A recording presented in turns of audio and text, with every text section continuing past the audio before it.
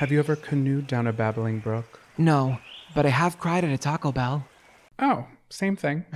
Listen up, campers. It's time to buckle up, pitch a tent, and take a hike. Because Camp Counselors is a variety show. So prepare for a good old-fashioned kumbaya, Weird news, hot gossip, and scary stories around the campfire. so spooky. Is this podcast even about camping? No, but it is camp. This is Camp Counselors. Hey, happy campers! Welcome back to Camp Shady Birch. It is week 56 here at camp. Listen, the weather has changed. If you saw on TikTok, we had a monsoon in Brooklyn. Don't worry, we're safe. But I'm all cozy wearing a sweater. Jonathan, how are you? How are you feeling today? That's more important. Weather-wise, under the weather. I'm feeling. However, the results are in, and I am not the father. I don't have COVID. Yeah, you've been sick for how many days now? Probably 6. 6 days of you just poor Jonathan, so sick with his head cold, but it's not COVID, which is good. No, it's not COVID. Yeah, you love to be taken care of, but if you didn't know and we weren't following us on our socials, first of all, fake. Second of all, I know it's not true because you guys love us and we love you, but we just came back from a trip from Hilton Head Island, South Carolina for Jonathan's family vacay. So my family vacay was technically my 30th birthday, which happened about 7 months ago. It was my family's gift. They were like, let's go on a trip. Let's make it nice. They wanted to make it nice. So I decided on Hilton Head. We went there last year. We had a good time. Yeah, we did have a good time. We had a good time this time too, other than you getting sick. I do think it's funny that your 30th birthday trip is actually closer to your 31st birthday than your 30th. That is very true. And when we went to one of the grocery stores, the guy who was working at the register was like, can I see your ID? So I gave it to him. And then I don't think he could find what the year was because out of state. He's like, what's your date of birth? So I said 2/18/1993. And the woman who was bagging the groceries goes, oh, he's ancient. I was like, okay, like, excuse me. And then she goes, oh, my daughter was born in 1993. So then I playfully back said, okay, so you're even more ancient. Huh? You want to go there? You said that to her? I said that to her and she giggled and then she gave me a look and I gave her a look and she knew her place. Listen, it's that southern charm down there where you say something with a smile when you really want to be sassy. Yeah. But yeah, we had a time. Yeah, we did. And we're going to go over some of our trip highlights to share with you some of the funny moments that we didn't get to share with you guys online. Let's start off with the airport in which we landed in. So we took a flight from LaGuardia to Hilton Head Island, which is pretty amazing because usually what you do is you fly into Savannah, which is like 45 minutes away. Y'all are familiar with Savannah, Georgia, but I found a direct flight to Hilton Head Island. And I was kind of shocked because last year when we flew out of Savannah, it was a small airport. Yeah. Very tiny, like not much going on there. So I was like, well, this airport has to be even tinier. And I couldn't believe, you guys, how small this airport was. It looks like the Dodo Airport on Animal Crossing, did it not? I'm not joking, you guys. When you walk in the airport, you can see the terminal from the door. You walk in, TSA is directly in front of you, and then there's the one gate. Yeah. But these planes were pretty big. They were like two rows, two on each side. They weren't like tiny, like seaplanes. Like a mud skipper. Yeah. It was like a normal plane. It was like a normal plane. And then when you had to get out, you had to exit on the tarmac, what is it about landing on a tarmac and walking on the paved roadway? It feels luxurious. It's actually not luxurious because you're not even in a covered overhang. But something about just my high heel Louis Vuittons, red bottoms clacking on this paved airway, I felt amazing. No, guys, I was wearing my Crocs. You know how I do. I always travel in Crocs. You were like, oh my God, turn around for a picture. The video will be imported here because because it was cute and we wanted the memory. And then we started approaching like the actual airport and we got lost. We were like, wait, how do we get in? And then the lady was like, y'all are dumb. Like, this way, please. Yeah. Do you guys know how like when you like go to an airport and the bags come out and they go on those like carousels that wrap around? This airport was so small. How small was it? It was so small that they had these like almost like metal like door like walls, right? And you would like grab the handle and they would like lift it up, and then they would have like a cart with all the luggage on it, and they would just drop it over like over the wall. Yeah, it was like a little cubby. Yeah, I was like, this is just real creative. But I thought, you know what? Like, if I were to live on Hilton Head Island and I wanted to work at an airport, like, it is nice because it's very small town and homey, much like the island is, you know? Yeah, literally the woman who checked our bags was the same woman who like was standing at our gate, was the same woman who was like standing as flight attendant like on the plane. I was like, this woman is wearing so many hats today. Yeah, she didn't fly with us though, did she? No, she didn't, but she like made sure everything was A-okay and squared away. But it was literally like the busy world of Richard Scarry. Do you remember those books? No, you keep saying that and I feel stupid because what is that? The little worm that drove in like an Oh. apple and the little baboon that was in the banana car. They just had like these little busy worlds, but they had an airport and it was super tiny, and that's what it reminded me of. But it was fun. I'll have to check it out at my local library. So then we got settled in at our place and we head to the beach for one singular day.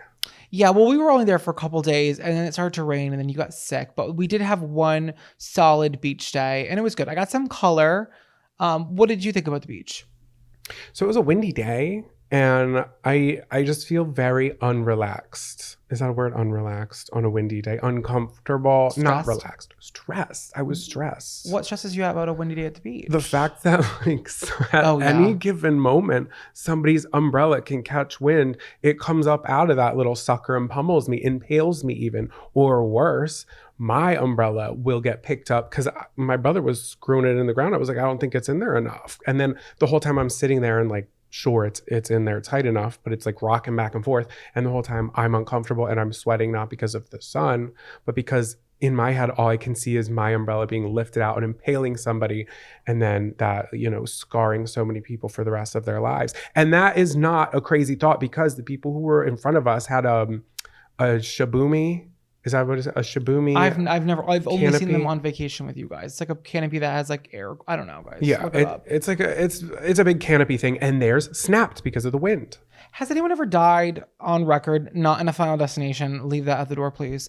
Has anyone actually ever died from an umbrella accident? I'm not going to be the first one. I see, like, I am so lazy as a beachgoer my entire life. Like, from the age of 3 on, my mother was like, if you can't carry it, you can't bring it. Like, she was that mom. Like, there was no, like, lugging extra stuff to the beach. So I never have been an umbrella person.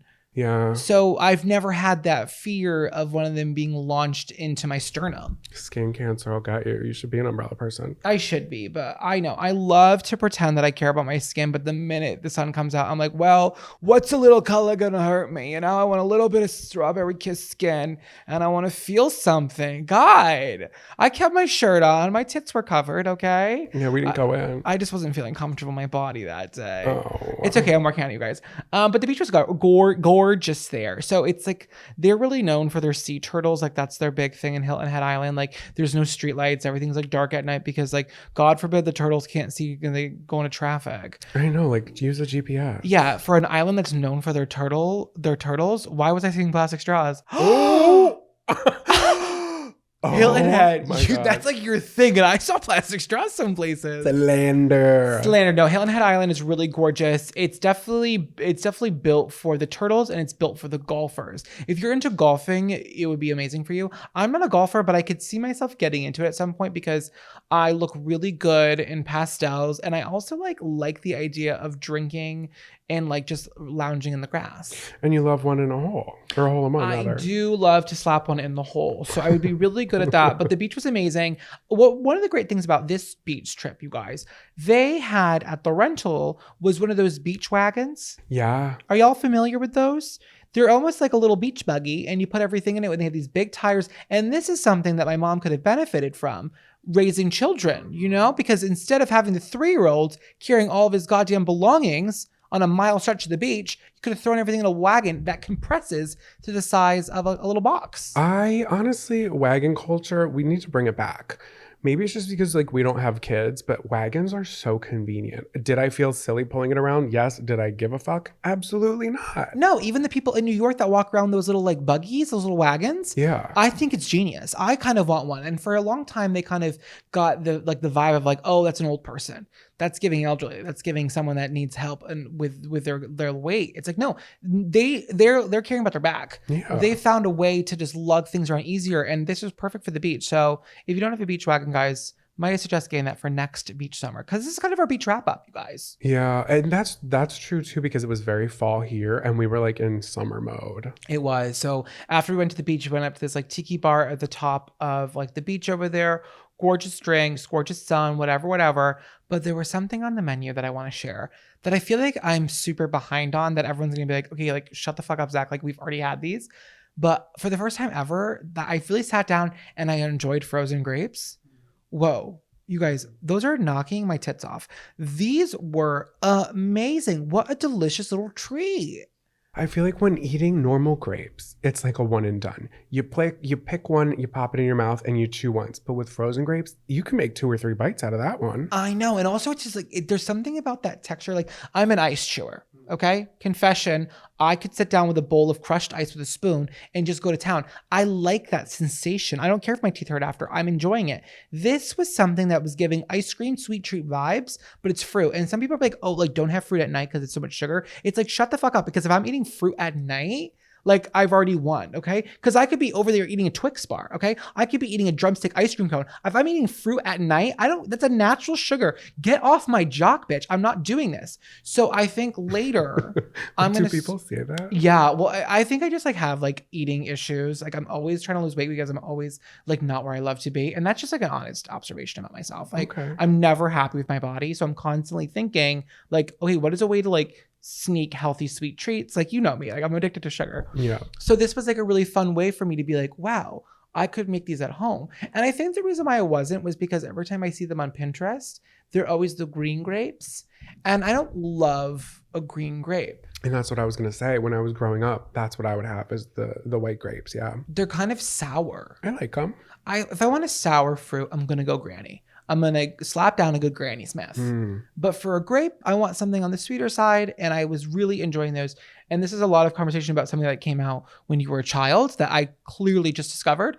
But I really am in a frozen grape mood. I'm really obsessed with them. And then the kitchen got something wrong somehow. And they brought out another one and they were like, just keep it. And I was like, oh my God. Literally, she could have just ran it back, but she was very busy. So we gave her a nice tip. Don't worry. Of course we did. And the frozen grapes were incredible. They certainly were. Oh, we didn't mention before we got up to go to the tiki bar, there was a camper sat next to us. Oh, we did have a camper next to us. That was so crazy. Yeah. She's like, oh, I saw you guys were in Hilton Head and I didn't think I'd actually run into you. And then she set up her chair on the beach and looked to the left and there's me like lathering myself in sunblock under an umbrella, sweating. And she's like, I know that guy.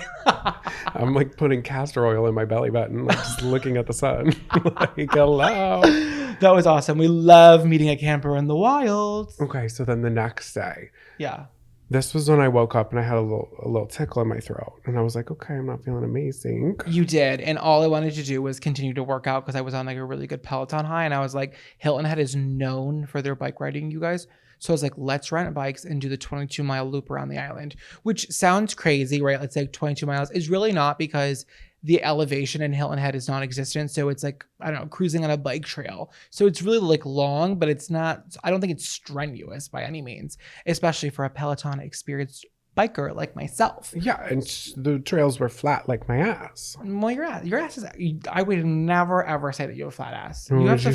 You have the furthest. You have a very like juicy, like lifted ass. Wow. I tell you that all the time. I'm always grabbing it. I like it. I grabbed that at the airport. You did. You Stop dirty it. little girl. TSA's gonna be pissed at us. Stop. I'm blushing. No. So we went on a bike ride, and you can take over because this is kind of your story. Okay. So we rent our bikes. We got baskets, bitch. So I got in my basket. I have my little water bottle, and I have a paper map because I'm not trying to have my phone out the whole time. Like I just want to kind of do it organically.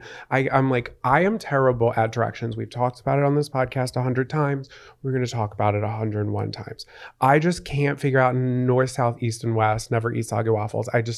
I struggle with it. I struggle with directions. You have a question? No, I just want to say I was one growing up that said never eat shredded wheat. And I just want to. Oh, wow. So soggy waffles was definitely cuter. And I wish I learned that first. But as a young child, I learned never eat shredded wheat. And I was a little embarrassed when I heard about the waffle one because I was like, wait, that one's so much better. But I'm always stuck with shredded wheat because that's what I learned first. So I just want to shout out to the people out there who heard shredded wheat first.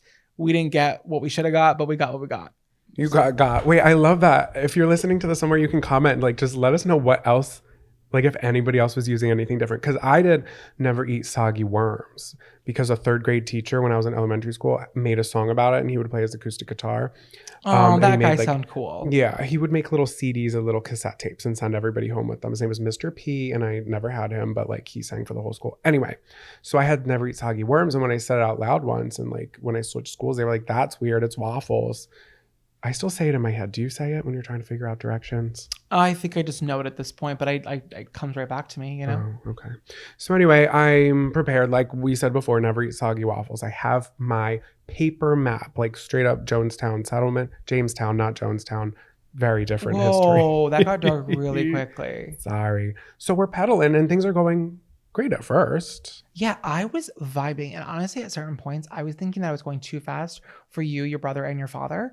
I was like trying to like really speed. And it was like, I wanted to be like polite and keep the group together. But like at some points, I really wanted to like take off and go. I was just like feeling it. You As someone who's were. like stuck on a stationary bike most days, it was nice to have the wind in my hair and just feeling like the world was my literal oyster. Yeah, your little clammy oyster. Oh my God, I didn't take my anti-sweat medication before I started biking. Guys, I was sweating. I'm on this like anti-sweat medication because I don't stop sweating and it works really well. Sometimes my voice gets a little because of that, but it's like, whatever, guys. If that's my only side effect, y'all can deal with it. But I didn't take it that day. So we were like 10 minutes into that bike ride and I was like, oh shit, I'm sweating. But anyways, continue. I'm sorry, I didn't mean to cut you off. Well, I was going to say you don't have to worry about going too fast for my dad because my dad does Ironmans, which is crazy. Exactly. I just felt like we all deserved to not be on because the bike trail was fun. It was just against a road. So we kept having to stop for oncoming traffic and like stoplights. I kind of wanted to be on an actual bike trail where we could have just like cruised. There was one part, and that's my one thing before we move forward. It wasn't as scenic as I thought it would be on that trail. I had one moment on that long, crispy bridge where I felt like I was where the crawdads sang.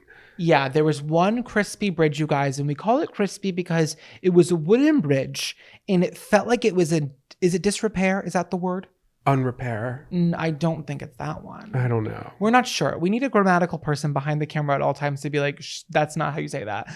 But this bridge was so long and so crispy that I kept thinking to myself, if I go any slower, this thing is going to break down and I'm going to go into the water. Mm-hmm. But that part was scenic. And unfortunately, that was the most, like, I don't know, dangerous part of the whole trip. So then we're going and we're like 2.5 hours in and I'm getting tired and there's like a fork in the road, right? And I'm like, let's just go left because the trails weren't marked really that well, right? Mm-hmm. So we go left and we're going for another 20 minutes. And I'm like, let me just check my GPS and see how far we are away because like I'm tired. We're all getting tired. We thought it was going to be 2.5 hours.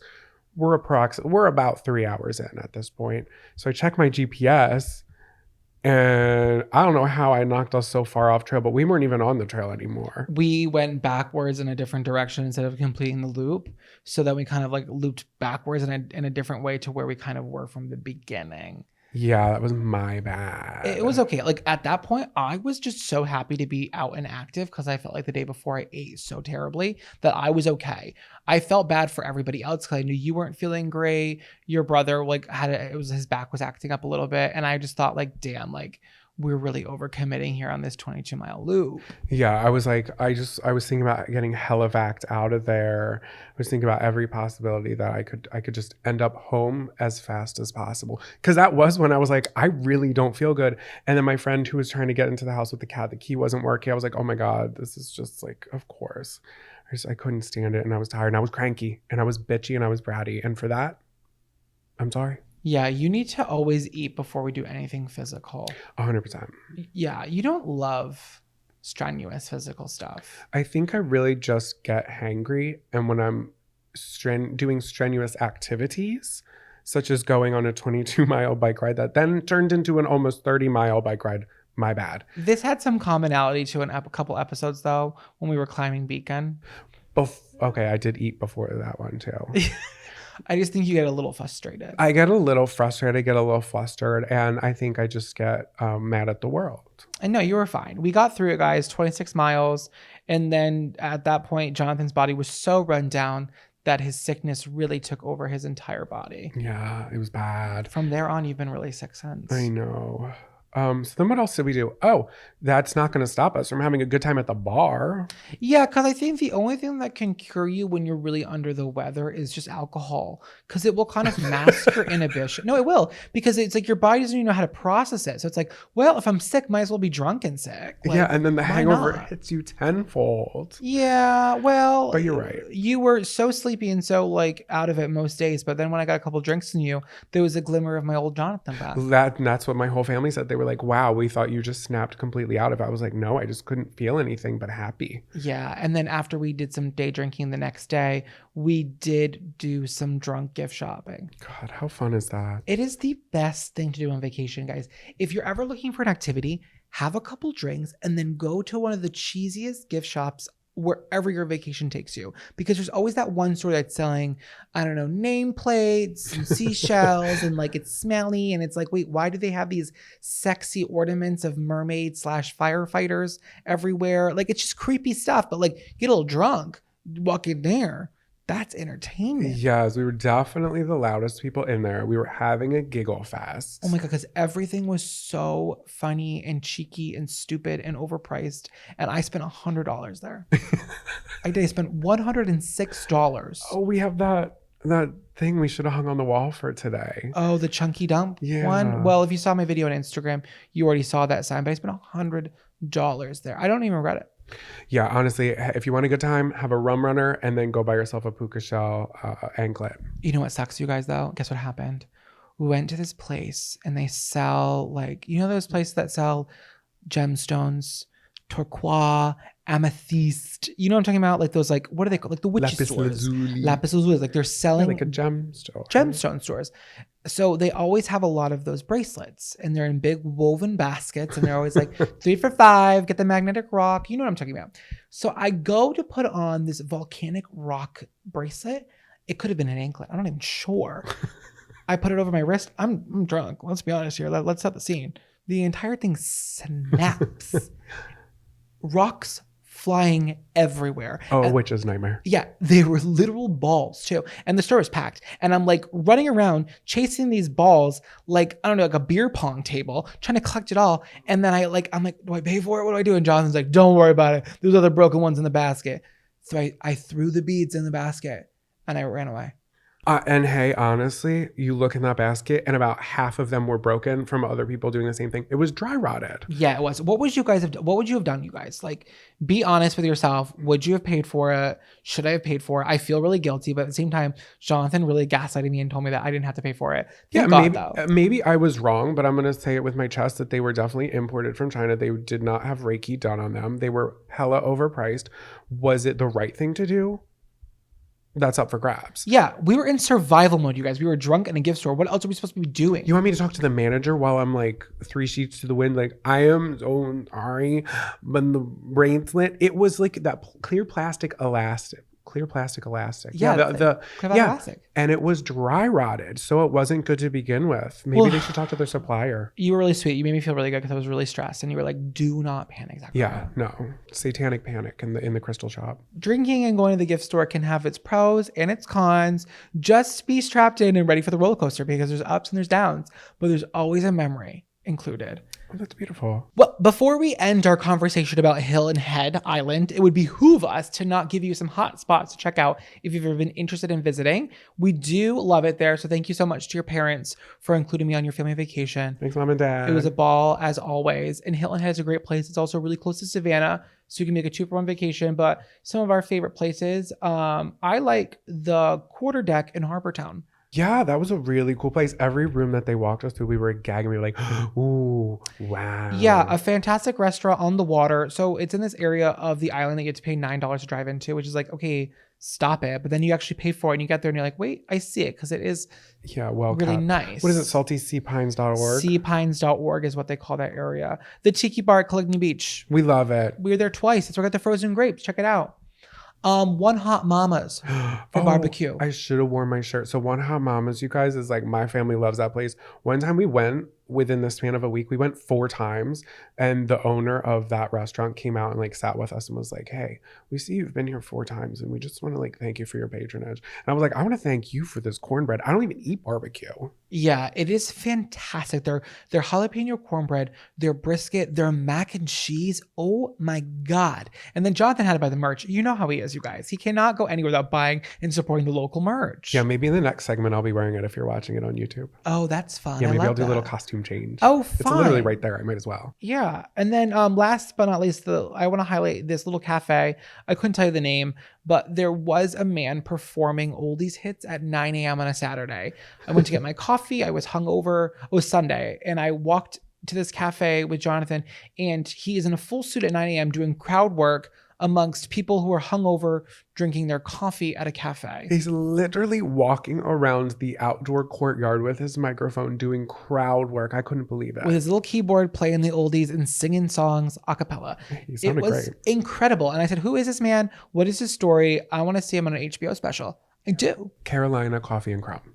Carolina Coffee and Crumb. Is that really what it was called? Or you just make that up? No, I looked it up. Oh, it was fantastic. So on the way back, to highlight the last experience at the airport being small, it was just interesting. I wanted to say that the Hilton Head Island Airport has their bathrooms and their snack station in a different part of the airport. So when you enter the terminal after you exit TSA, you have to go outside through this little private ramp area, which is secure, I guess, but it's kind of like a wooden wall. You could jump over it really easily, I think. It had a gate with it didn't. Yeah, they're very trustworthy there. And then you go over there, and then that's how you find out. But on a weird note, I just want to say that this is so weird, you guys.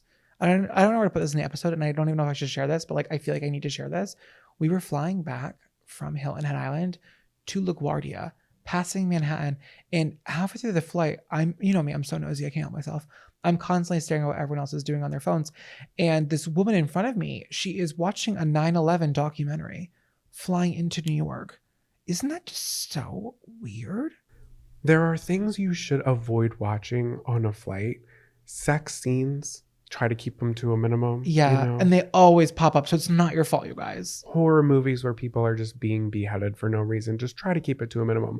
And 9/11 documentaries. Yeah, let's leave 9/11 out of the airplane watch party. What are you doing? What a weird thing to watch on a plane. It's 2023. We have so many options. You could have watched, you know what she could have watched? What?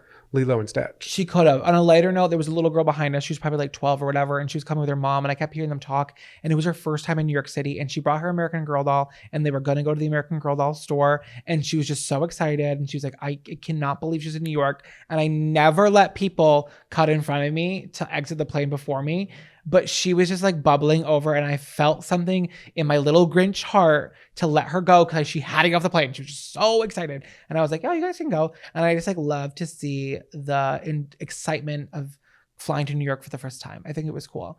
That was a lot. We threw a lot at you this intro. There was just a lot to share with you, and we just miss you guys. And it's not fun to live our lives if we don't tell you everything, because we literally have to tell you guys everything because we love you so freaking much, campers. So with that being said, let's start the show.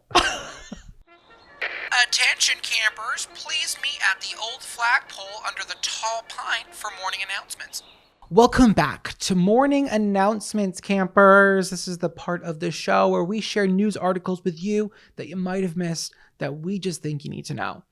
Counselor Jonathan, will you take it away this week? What is the news you need to share with us today? Okay. Well, this one is short and not so sweet.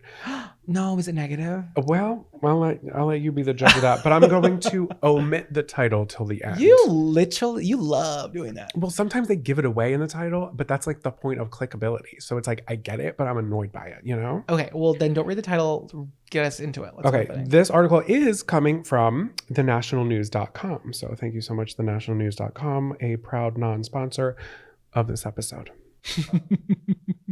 First responders were called in Michigan to this boat launch at this place called Dixon Lake, which is about 242 miles northwest of Detroit. Okay. So the state police said that it had been reported. People had heard a woman screaming for help.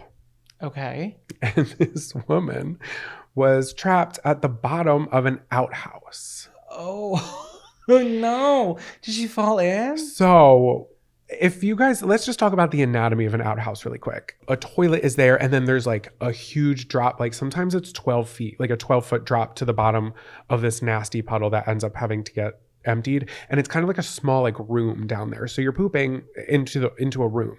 So that's what this was a giant like room at the bottom of the toilet in the outhouse. And she was trapped down there. Wait, it's like a horror movie. It literally is. It's scary down there. She had lowered herself through the toilet and down into the Doomy Dookie dungeon. Did you write that or did they write that? I wrote that. Of course you did. Of course you did. Thank you. So the police officers and state troopers and local police had to haul the woman out using a strap. And the toilet also had to be removed because once they brought her out high enough, she couldn't get back through the toilet. And everybody's just touching everything. What was the reason for her jumping down into the toilet? Oh, she just felt like it. No, I'm just kidding. She told police that she had dropped her Apple Watch. Get out of here. Let it go, girl. It's done. It's gone. Get a new one. Get a warranty. Apple Care. Remember you say that all the time? You used to be like, my Apple Care warranty right now? Yeah. Well, she needed it. She needed her Apple Care warranty, her 2-year Apple Care warranty. So police then have to remind people because of this incident that if their belongings fall in an outhouse, just try not to retrieve it. Just leave it as is. And, it's, you just got to cut your losses there. And that's pretty much my story. Yeah, I think I'm trying to think of like what would I go retrieve if I dropped it in an outhouse, and like what would I let go? Like an Apple Watch for me personally, I would not retrieve it. No, it would be done. I think a child. Maybe. Maybe. Do I like the kid or not is the real question if I would retrieve. A passport. Your passport. Nope. Unless I had a trip upcoming, I wouldn't.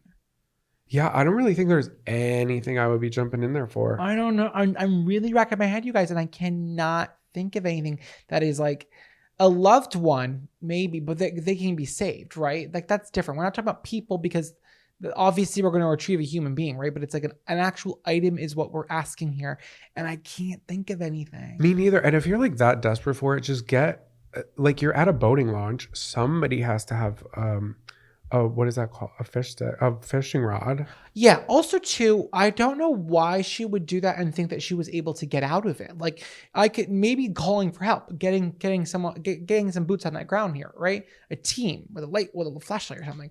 But I don't know. I would not dive headfirst into the Doomy Dookie Lodge that you called it. The Doomy Dookie dungeon. I do think sometimes, because this is how my brain works, though this could never be me. I feel like to her, it's her goal is to retrieve the Apple Watch, and then there's no thought after that.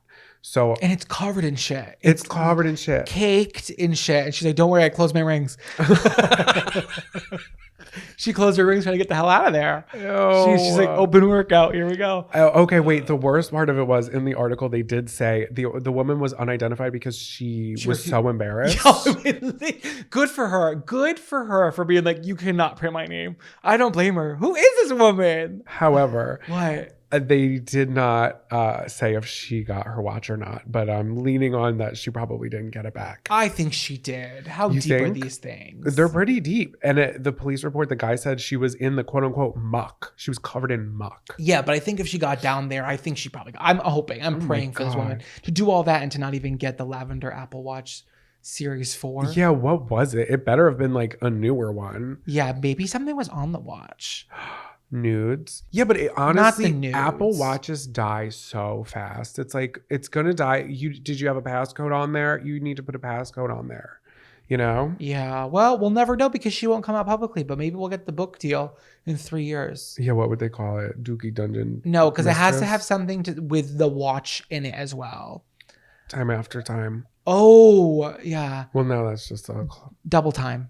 Because like doing number 2, it's kind of a thinker. Oh, that's good. Yeah, it's a thing. We'll circle back on that. Yeah, if you have any creative book titles for that, guys, we'd love to hear them. Let us know in the comments on YouTube. That would be fun. We're looking to make that a movie, you guys. I like that though. Good story. So what's your story? It's funny. Mine's also coming from Michigan Oh, this okay. week. Yeah. So this article is from MichiganLive.com, actually MLive, by Emily Bingham. So the title of this article is called "Find a Message in a Bottle, Win a Stay at a Historic Michigan Lighthouse." Oh, I love that. 4 stout glass bottles with secret messages inside are bobbing their way around the Great Lakes right now. And the finder, who eventually discovers them, will be awarded a stay at one of Michigan's most remote lighthouses. The bottles were dropped into the Mackinac Strait over Labor Day weekend from White Shoal Light, which is like this like really historic lighthouse. I've been there. You've been to White Shoal Light? No. Okay. Stop lying. The tallest lighthouse on the Great Lakes, as a part of this lighthouse message in a bottle contest. So 4 descendants of George Keller, who was like this OG lighthouse keeper who like was there for years. Like they contacted like his relatives and were like, hey, we have this great contest. Will you come out and throw these messages in a bottle? Oh, that's fun. I don't think it's fun because he's not involved anymore. I think he died like a long time ago. And the reason why they did it was because George Keller, I think in the 1940s, they had this crazy like blizzard and he was stuck on the lighthouse with somebody else and they didn't think they were going to survive. So George Keller and this man threw messages in a bottle out of the water to be like, if we don't survive, like this is what happened and this is where we were. And like, just know that we were here and like, this is what we knew. Oh, right? wow. Okay. They survived. They're like so drama. That's something we would do. That's literally something we would do. I On like the first 15 minutes of snowfall, I'd be like, gather the bottles. Yeah, like it was like to like, I don't know, like to like have a testimony of like what happened. But they were found. But I think it's really funny and like not funny, but cool that the current lighthouse keepers like found that story and then are doing a contest to like drive revenue by honoring the history of the lighthouse. So it's pretty cool. Jill Orr is the current lighthouse keeper. Guys, I'm being paid by this lighthouse to tell you guys this. Wait, or like an oar. Yeah, like an oar. Oh my god, that's fitting. It's so nautical. She's like, hey, these could possibly end up in Canada or even down the Detroit River. Like, we don't know where it's going to be. So guys, if you live by the Great Lakes, start combing the shores. Combing the shores. So there's a couple things you can win. They're all kind of 3-day packages to stay at the lighthouse. They have some queen rooms, some double rooms. You get the whole lighthouse. It's like a couple different like packages you can win. Yeah, that's fun. So I looked it up. The lighthouse is super expensive to stay in. It's like $1,500, $3,000, depending on like the room you got for 3 days. Is there a continental breakfast? So it's 13 miles off the coast. Okay. So that's I'm no map maker, right? But I would say that's pretty far. How do they get there? They bring you by boat, and if you choose to bring your own boat, you have to sign a waiver and being like, hey, like if my boat gets hurt, it's not my problem. But they drop you off for 3 days, they bring you some food, and they kind of let you be. So I don't know if I would like this. So I'm sharing this story with you guys because I love this idea of generating excitement around your business. This is a really creative way. I thought I would share it, right? Do I want to do it? No. Do I want to share it? Yes. Because is there Wi-Fi? Yeah, no room service, obviously. 3 days. I'm not seeing cable. I'm not seeing Wi-Fi. I don't know if Wi-Fi can even operate that far off the coast. Maybe it can. Maybe that's a really stupid thing to say. But what are we going to do? Play cards for 3 days? Yeah, that's what they did back in the day. Cards and canned fish. Well, what else were they going to do? But now we have the luxuries of modern technology, and I'm not going to step back in the dark ages, okay? We already talked about this. Yeah. I'm not unplugging willfully.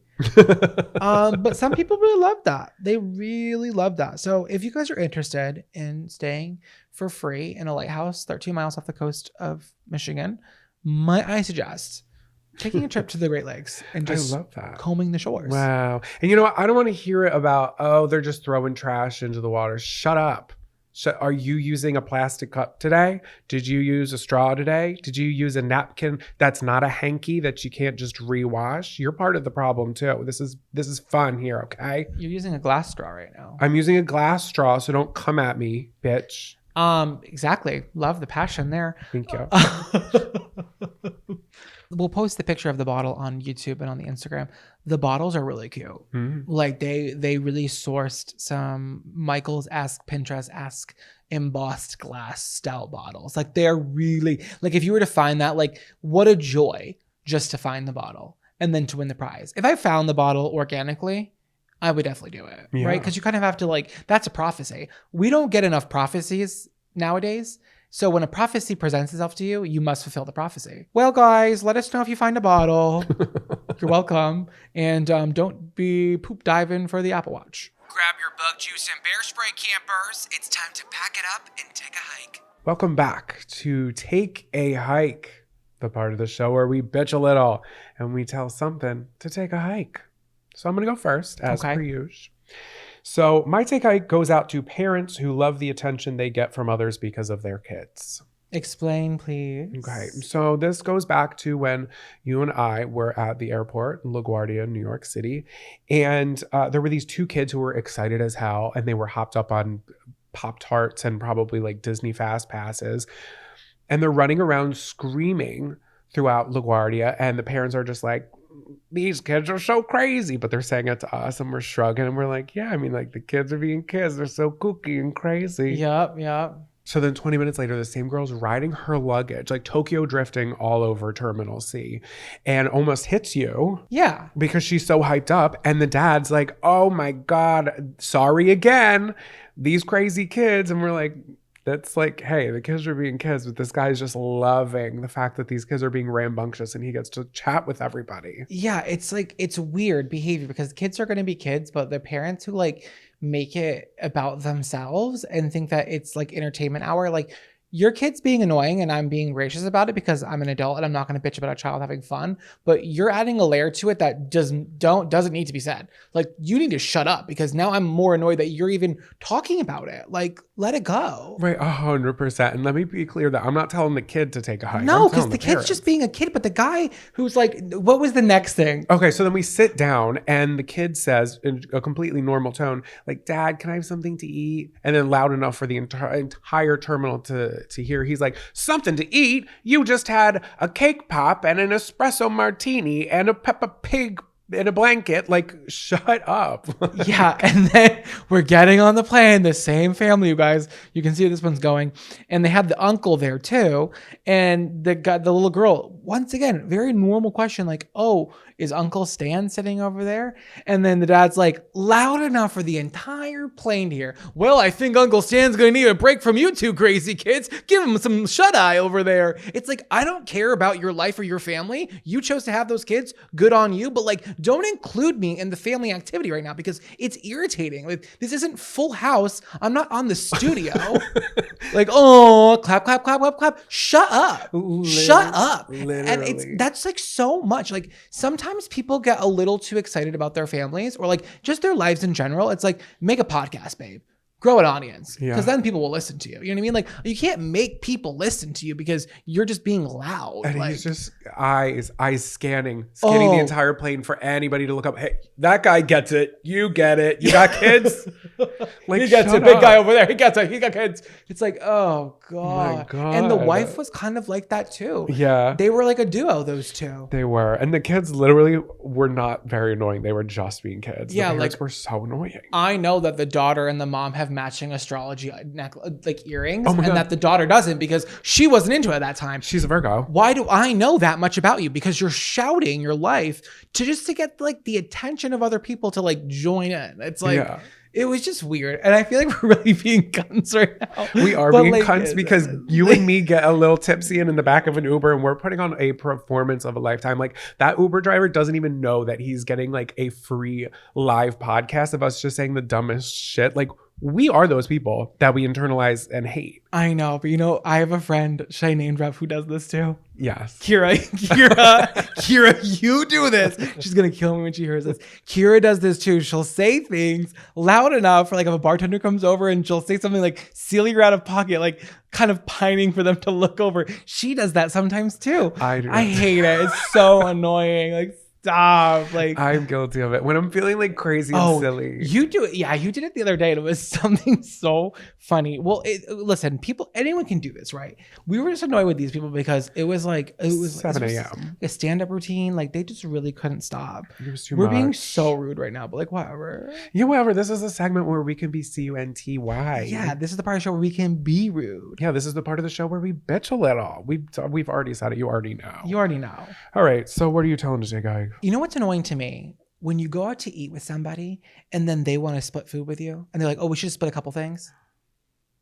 Okay. I don't like that. Yeah. I'm not a family style kind of person when I go out to eat. I've selected something because I know I like it. Right. I don't want to share with you because you want to get a salad and you see that I'm getting a turkey club and you're saying, let's split the salad in the turkey club. Baby, get a turkey club then. Yeah. I don't know why people always push it on others to like have some bites for the table. I am a solo entree orderer. I do not want to share small plates. Keep your fingers off my plate. Like, I just want what is mine. And what is mine is that damn entree. If I order something for myself, it's mine. If I give you a bite, take a bite. But don't tell me we should split some things because then I'm going to have to look like an asshole or do something I don't want to do. And I'm too old to be doing things I don't want to do. I ordered what I like. I know what I like. I don't know what you like. Order what you want, okay? We'll split the bill. You get two things. I'll split. I'm an adult. But do not force me to split edamame with you when I really want the chips and salsa. Do you think the new counselor likes the top bunk or the bottom bunk? Over. Either way, I'm giving them my boondoggle keychain. Over. Welcome back to Camper Crush of the Week. This is the part of the show where we tell you what we're loving, what we're obsessed with, what we want you to be obsessed with too. We're just being positive now because we were being real bitches last segment. And this week we were real bitches, but like, hey, we had to get it out. And now we're leaving it in the last segment. Jonathan, what are you crushing on? Who are you crushing on? Who is it? Who gets the award? So my camper crush of the week goes out to tuna. Yeah, you have been obsessed with tuna lately. I want that Jessica Simpson special chicken of the sea in water, never in oil. And I want it as many times as I can get it. You can't. You cannot have tuna as many times as you can get it. Okay, but I'm getting there. Okay, so I love a can of tuna because it's perfectly portioned. It's 120 calories. I know that I can go to town on that. I can add my little toppings that I want. So I can add hot sauce, 0 calorie, and I just know what I'm putting in my body, you know? And if you didn't know this, for some context of why we're talking about this right now, is because the last, I would say 3.5 weeks, Jonathan has rediscovered tuna. Like, obviously you've had it before, but like you've become, I would say, slightly obsessed with eating tuna. Yeah, I'm a tunista. Yeah, you're in your, yeah, we're not Maxineses, we're tunistas. Okay? And that's all I can say about it. It's filling, it's nutritious. It's like all of these things. and I love and I love it. But like you said, I did have tuna for I think it was like 5 or 6 days straight. And you mentioned mercury poisoning, which I always thought was an old wives' tale. When I was in church theater camp back in my days, one of the people who was like, I don't know, a leader of the church theater camp, one of like the directors or whatever. Yeah, a pastor. He wasn't a pastor. He was the pastor's son. He had tuna every single day in college for an entire summer, like ate it every single day. And he was fine. And he got mercury poisoning. Oh. That's how I know well, that. what happens? You start like, I feel like you just start glowing. Glowing. No, that's so foolish. You get sick, like you get like stomach cramps or something like that. Now I'm making things up. I don't even know. Yeah. We went to the hospital and they tested him and they said, you have mercury poisoning. Okay. And what? Like, is it really that bad for me? I thought you could only get mercury poisoning by accidentally drinking the cool little liquid inside of a thermostat. Oh my God, that is so or true. Thermometer. Yeah, thermometer. Yeah, exactly. Oh, whatever. So I did look it up, you guys, because I wanted to get my facts straight, because this is where you guys come for a full education. Yeah, this is a course at the Salter School. Yeah, of course. It's a course. Phoenix DeVry. So I looked it up. And according to the Environmental Defense Fund, adults can safely eat canned tuna up to 3 times a month. I had 6 times in a week. Yeah, that was just 1 week. You've had, oh my God, that's actually like kind of sad. Because tuna is so good. I don't think people know that. Well, I don't know. Like, my body is in retrograde, baby. That's why you're sick, because you've been nonstop sucking on the tuna cans. Oh, maybe. Well, call me Freddie, because this body is on Mercury. Okay. What is your... Wait, that's really shocking that you can only have it 3 times a month. And that also includes like sushi, you guys. Some of you are big sushi heads and you're having sushi once a week and you're getting the tuna rolls. This isn't just canned tuna. This is tuna in general, correct? Yeah, but I mean, like, maybe I'll get my blood tested, but I want to say I feel fine, but I really don't. So maybe I have mercury poisoning. Well, I have McDonald's at least 4 times a month, and that can't be safe for me either. That is true. That is very true. But kind of aside from this, because of how much tuna I have been eating, I've been thinking, you guys, about starting a series called Tuna Reviewna. I think you should do it. I think you should just people review on TikTok like chicken Caesar salad wraps all across New York. Why don't you just review tuna? So you kind of did your first one at the airport. Yeah, okay. And I'll give you guys a sneak peek right here because maybe I will end up posting it. Let's talk about the name before we even get into this. I don't like it. You like it. Let us know what you guys think in the comments. Can you please throw it back for everybody what you're calling this? The tuna revuna. It's not giving what I think you think it's giving. I think you can do better. I think it's giving all that I've got. Listen, it's your show. It's your segment. Go on, Tuna Ravinia. Okay, so you guys, this is my premiere Tuna Ravuna. I'm feeling like nervous. Like the spotlight's on me right now. Pay-per-view. Okay, so it's a camp counselor exclusive. Totally free. Okay, so the signature tuna salad wrap with sweet relish infusion. From the LaGuardia From Airport. SIBO Express in the LaGuardia Airport Delta Terminal. Overall, I'm giving it a 6 out of 10, baby. That's crazy that you would even rank it that high. You have to go lower on This was the tuna wrap that I was eating at 7 a.m. while we were walking past that guy who was like, look out, there's my kid running around on the luggage. Yeah, while Jonathan's throating a tuna wrap. I literally was the throat go on that. It was good. The flavor profile was like slightly disappointing, but now that I can't taste anything, like I really have a respect for what my taste buds could handle back then. I thought it was good. I think a 6 is far too high for the tuna review. Really? Do you want to tell them how many calories are in it? Oh, well, that's what set it back. So the calorie count was nearing 800 calories. For one wrap, you guys. Yes. And it wasn't that good. And you know what? It was definitely in the sweet relish reserve. What did they call it? The sweet relish infusion was what was adding all the calories. Because where was it all coming from? The wrap probably too, at least was 250. Yeah, the wrap. But it was like flaxseed or something. I don't think it was. Maybe it was made with Miracle Whip. I think Miracle Whip has more calories than mayo. Am I wrong? It definitely does. I don't like Miracle Whip. I'm not like a sweet mayo kind of person. Okay, well that's it. That my camp crush of the week is tuna. Keep an eye out for the tuna revuna, and yeah, I'll keep that fishy. I'll keep the fishy content coming. Wow, that was a real delay for all of us here. So thank you so much for being vulnerable and sharing that with us. Yeah, you know what we need more of? Not tuna.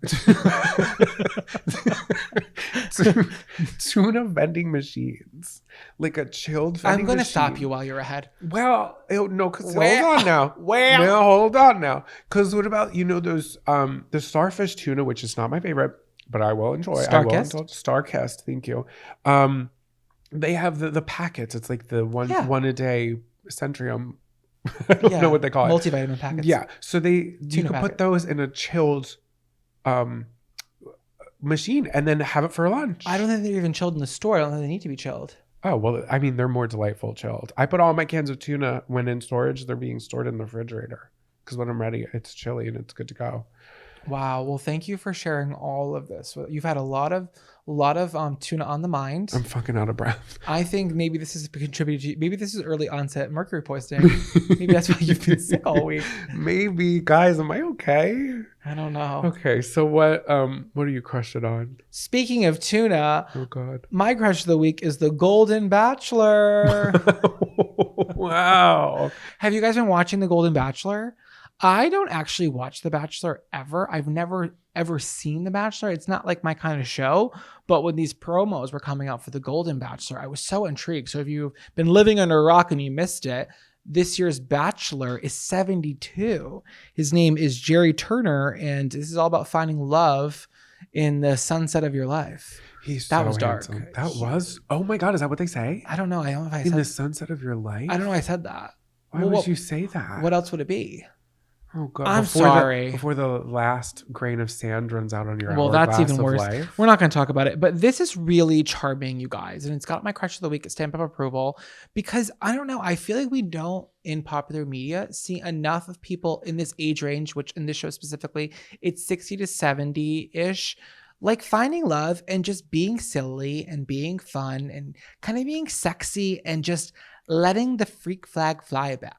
Last time we really had this was the Golden Girls. And we're kind of getting it, and this is really crazy comparison. This is a really big jump, and some people are going to gasp, but like, and just like that, Sex and the City, it's kind of like another Like we have older people that are like expressing like how to date in an older age. You know what I Yeah. mean? And I don't think love has a date or an expiration. I think we're all looking for love. So I was really into this. I don't know if you guys have watched it yet, but I would suggest checking it out. Jerry Turner he's a nice guy. His story is really sad. Yeah. He is I a cried. very emotional, sensitive guy. If you want me to tell you, well, I'm going to tell you. So his wife, they were together for like 45 years or something like that. And she got like a bacterial infection and died like within like 2 weeks. Like it was crazy. They had just retired. They just bought their dream home together, and he's been single and healing from that for 6 years. And with his kid's stamp of approval, and he's ready to now find love. So they bring all these girls into a house. They're all between the ages of 60 and 75. And I think it's going to be a fun season. He just seems really emotional. Like, I don't know if he's like ready for like how intense this experience is going to be. Yeah. He cried the first night. He cried at the Yeah. rose ceremony. And I think that's why they chose him, is because he's going to be visually. He like, is handsome. He's very handsome. He's easy to look at. He's easy to look at. So are the women. The women were gorgeous. Oh my God. Every single one of them except for one. I'm not saying she wasn't gorgeous. No. I'm sorry. I'm saying one that we didn't fuck with. Which one did you fuck I with? wasn't saying she was an uggo. Who did we fuck with? Put with this. No, I'll just say it. Oh no! Don't mean. What if she listens to the pod? Oh, okay. I'll be. It was just a little too much for me. She was a little too much. It was a little too forward. It was the only one who I felt like was hungry for camera time Yes, instead of his time. Yeah, I kind of agree. Yeah. And like, hey, that's whatever. But I totally agree. I think it's so fun because, we don't see enough like older, I don't even want to say that, but like people of that age just having freaking fun and doing what they want that aren't just like falling asleep in a chair on Hilton Head Beach. Like, have freaking fun, get drunk, stand on a table, yell in an inappropriate situation. I think too, in the last like 20 years, I mean, this is my opinion. I think the meter has shifted in like what we view as a culture as old. You know what I mean? I don't look at 60 and 70 like I think we used to look at that. You know what I mean? Especially people in their 40s and 50s. It's like, oh my God, that used to be like a certain level. And now I'm like, well, listen, you don't start slowing down, in my opinion, until you hit your 70s at this point. You keep it going, you keep it high, you keep it tight, you keep it right. Okay, we got surgeries for that now.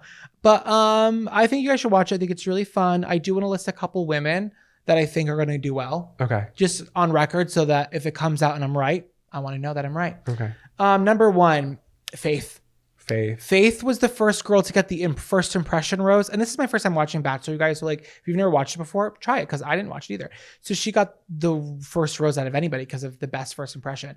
He's vibing with Faith. I see her going the long haul. I have faith in them. Quite possibly my favorite was Leslie. Leslie entered dressed like an old lady with a little like walker and then ripped it off. And she's like, do you think I need help? She's vivacious. She's like 64. She looks incredible. I love her energy. I loved her entrance. And I'm really into Leslie. Susan. Susan was kind of like a mob wife. She looked like Kris Jenner and Drita D'Avanzo. Is that Drita? No, who was the other one? I don't know. Did you watch Mob Wives? No. Not Drita, the other main one, not Big Ange. You'll know if you know. I think she's going to do great. And then Ellen. Ellen, I think, is going to do great. She was the one that was like, for you, Roberta. Oh. Because her and Roberta, her best friend, watch the show all the time. Roberta has cancer. She's like, Ellen, you got to do it for us. She gets in the show. First episode airs, you guys, last night or whatever. We found out that Roberta has passed and the whole season's dedicated to her. She never even got to see the show. Oh my God. I'm like crushed. I started crying. I cried a lot during that episode, but that was after learning that her friend had cancer and that she just wanted to go on the show and like do that whole thing. And then right when the credits are about to go, they have a memorial for that girl.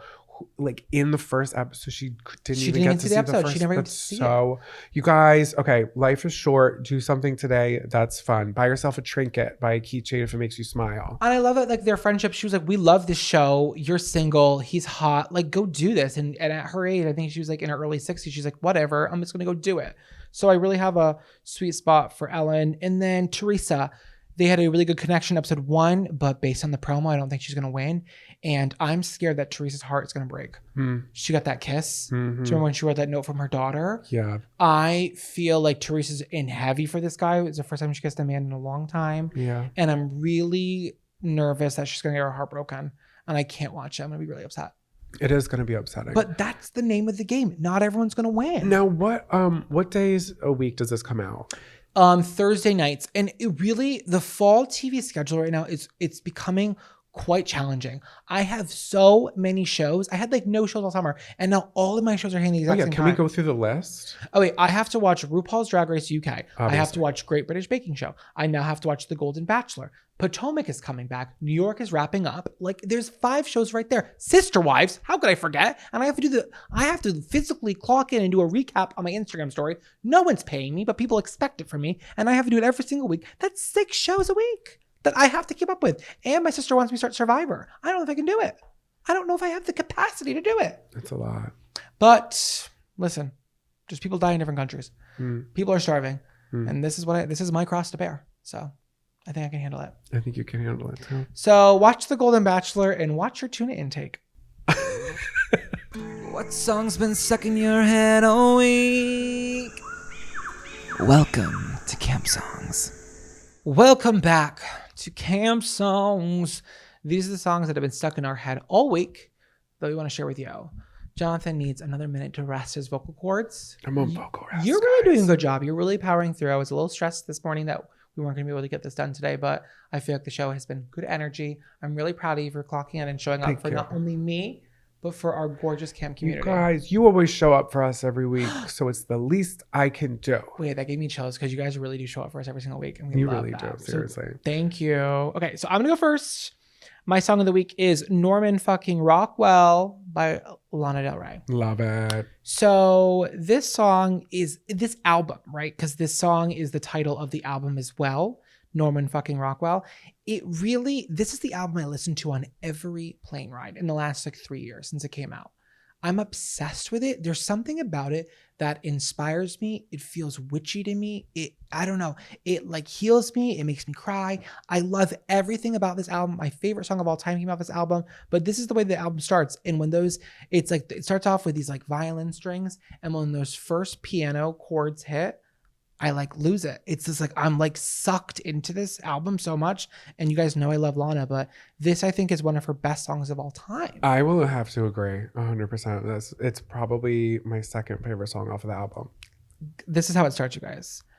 Goddamn man-child, you fucked me so good that I almost said I love you. It's like, I'm sad. because that's how the album starts, you guys. So it's like, wait, what is this story going to be? And this song really is about kind of like loving someone that's very immature, right? And that they kind of think they're the best at everything and that they're really not. If you're a Swiftie out there, you guys, you're going to love this album if you haven't listened to it or taken it seriously, because Jack Antonoff wrote this entire album with Lana, who then in turn writes most of Taylor Swift's music with her now.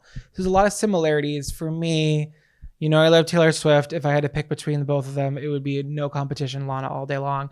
But I was kind of confused on why she named it Norman fucking Rockwell. Like I had some ideas, but she has a little snippet that I'd love to read for you in an interview. Please, Joe. She said, it was weird how the actual title came to me. I was riffing over a couple of chords that Jack was playing for the title track, which ended up being called Norman fucking Rockwell. It was kind of an exclamation mark. So this is the American dream right now.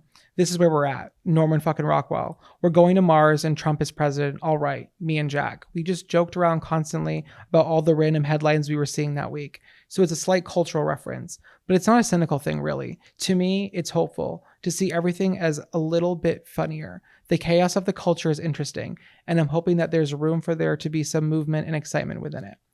I'm like, that's exciting. That's not why I thought that it would have been called that, but I like that. Because the song is a little cynical, but I think she turns it on her head by being in control of the situation. Like she's like, oh, like you're an asshole, but I'm like so aware of this, and I just think you're an idiot, and like I'm here with you, but know that you're not playing any games with me. I think it's an amazing song. It was up for Grammy of the Year for Song of the Year and Record or Album of the Year, and she lost both to Billie Eilish. Which that was when she was like, and you're a tough guy, like a really rough guy. And it's like, I get it. That was really exciting at the time, but like this was Lana's, I think in her history to date, her best chance of winning a Grammy. Like this was really her, like for me, her best album. And I don't know. She gives us a lot of music and I hope we have more coming down the line, but like, I was upset to see her not win. I want to see her win. She's my girl. I know, but you really never know because I feel like, I mean, look at Taylor Swift. I know that she never like disappeared and the Swifties have always been there. But I was telling you like a couple nights ago that when we went to the the MTV Awards, and she was in the room. Like, I wasn't as gagged as I would have been, like, if it was this year. Do you know what I mean? Because she just has had like a whole relaunch, and you just never know. Like, Taylor's more famous than she's like ever been right now. So who knows? That could be the case for literally anybody. True. Well, Just thinking. Guys, give it a listen on the Camp Songs playlist. That's it's linked in the episode description for the YouTube playlist and the Spotify playlist, all free to you. Jonathan, what is your camp song of the week? So my camp song of the week. So I had only downloaded one playlist on the plane by mistake, and it was all songs from 2011 and 2014 that I had listened to frequently. And the song I'm choosing this week is Prima Donna by Marina, formerly known as Marina and the Diamonds. Prima Donna girl, yeah. All I ever wanted was the world. I love, like, that line in and of itself is iconic. If you really just think about it, like, literally all I ever wanted was the world. Like, it's not that much to ask for. It's not that much to ask. So I have a little quotey. I feel like everybody knows that song, no? Yeah, it's definitely her biggest song. Marina, if Lana's kind of like not everyone knows Lana, not everyone knows Marina. That's true. They're in the same universe, Okay. for sure. Put a pin in that, and we're going to come right back. All right. So I'm going to say a little quote that Marina said about the song. And if you haven't heard it, God damn it, you have to go listen to it today. That's your assignment, campers. So she wrote this song, and she said, girls usually feel like this when they're not appreciated in a relationship. The inspiration for the song came from an ex-boyfriend. He thought that it was funny that I was a mega drama queen and always talking about global love this, global love that. He called me a prima donna. I love it, but I also kind of hate it. Like they say, you only hate in others what you hate in yourself. So I thought I'd channel that well-known but kind of undesirable character type into a pop song. And as the saying goes, or I just made it up, you've either been one or dated one time in your life. I'm like, okay, girl. Well, also that was coming from a 2012 interview. So it's kind of like an older interview. I was like, hey, I get it. I like it. And it's a very well produced song. And what I was going to say was that for the longest time, like the entire fandom of Marina and the Diamonds and Lana Del Rey, I was in both the fandoms. They just wanted a song together. Everybody just wanted them to have a song together because they would post pictures like together, or they would like each other's stuff on Instagram. And then they teased recently, like maybe 4 or 5 years ago, that they were going to do a song together, and they never did. It's weird that they have never done it. Well, Marina unfollowed Lana. Yeah, well, you don't know. We don't know what these people. We like idolize these people, but we don't really know them in real life. So that's true. We don't know what goes on with them. But when they would hang out, like I was seeing a lot of discourse online because I was like, did I actually end up missing something? And obviously nobody knows for sure why they unfollowed each other. But when they were hanging out, it was like Lana, her dad, and Marina. So it was like, and maybe like her sister. So I'm like, okay, so it wasn't just like them two hanging together as like a business thing. It was kind of like Marina was hanging out with Lana's family. Interesting. Yeah. And also I think it's crazy that Marina dropped And the Diamonds. Yeah, well, that happens a lot. I think a lot of people go solo. But her like legal name is Marina Diamandis. Oh, that's funny. I didn't know that. Yeah, so I'm like, why not just keep And the Diamonds? Because it's like Marina Diamond. But anyway, that is my camp song. Well, I have faith that they're going to get back together as friends because you know who just came back together as friends after 10-year feuding? Ooh. Stacey and Clinton, is that their names? From What Not to Wear? Oh, yeah. And Have you? I read about it. Yeah, I saw the interview and they were very candid. So their show was on the air from 2003 to 2023. And they said that like during that time, like during their heaviest production times, like they were together for 60 hours a week. And I think his name's Clinton, right? I don't know. I never saw the show, but Clinton. I did see what you're talking about. He was basically being like, hey, like he was the one that was really public about it in his book, being like, I either loved her or I hated her. Like she was too much. She was this, she was that. And then that's when like Stacey was like, okay, like bye. And Stacey invented the silver stripe in her hair.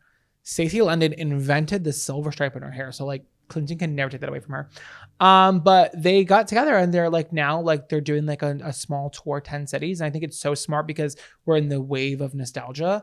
And I think to see them working together again would bring a lot of people joy. I loved watching What Not to Wear. I saw a meme the other day that was like, oh, you think you have it hard? Imagine your coworker nominating you for What Not to Wear and them showing up to your work unannounced. That would be traumatizing. I'm like, oh my God, those bitches on that show, they were dressed in rags. It was like beige, oversized rags. And let me tell you, every gay stereotype about Clinton, he brought to life. He was just an absolute raging asshole. He would tear me to shreds. I'm literally wearing a piece of South Carolina merch right now that is a double XL, and I'm swimming in it. You look delicious, mama. Thank you. I'm swimming in it like an outhouse. Listen, we shouldn't keep you on the mic much longer. I know you need your rest, but thank you so much for showing up today. I love you so much. I love you so much. And we love you guys so much. Thank you for showing up today. We love you guys. If you haven't yet, please rate us 5 stars on your podcast stations. Give us a little comment or review. That really helps us in the algorithm. Share this podcast with someone that you love. Don't share with anyone you hate, because we're only about love here. Anyways, we'll see you guys next week. With that being said, lights out, campers.